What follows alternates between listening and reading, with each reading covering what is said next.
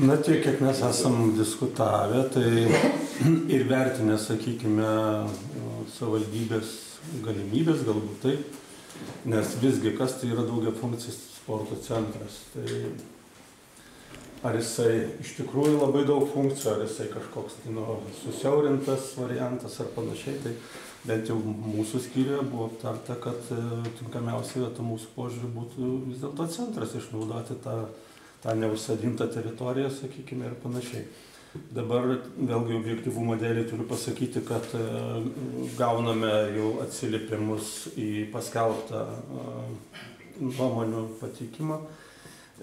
Tai ir VŠI futbolas, ir VŠI Gargždų krepšinis rašo savo nuomonę apie tai, kad būtų prie stadiono, taip pat Gargždų miesto bendruomenė.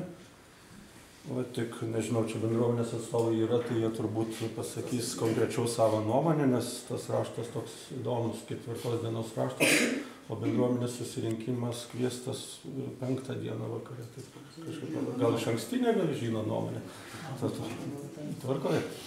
Va, tai nežinau, iš tikrųjų labai reikėtų daugiau turbūt žinoti, kokiom lėšom, kokios veiklos bus daromas, nes čia ir salės, ir maniežai, ir baseinai, ir taip toliau, ar iš tikrųjų tai bus daroma per kokį laikotarpį, kokią naštą savivaldybė, nes vėlgi spaudos čia yra nemažai, spauda rašo apie griūvančius kultūros namus.